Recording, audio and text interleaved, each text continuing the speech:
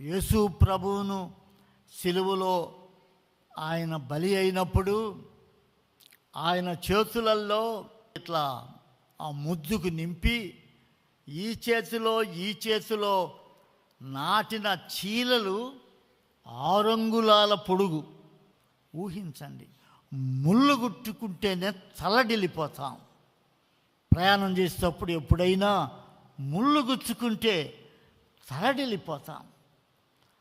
ఆయన చేతులలో నీ చేతులు నా చేతులు చేసిన పాపాలకు ఆయన చేతిలో 6 అంగుళాల చీలలు కొట్టారు.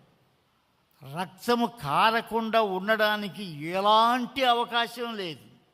ఆరాధనలో ఎవరైనా, ధనికుడైనా, ఎటువంటి వాడైనా ప్రభు పాదాలు ముద్దు పెట్టుకోకుండా వెళితే ఆరాధించకుండా వెళ్ళాడనమాట.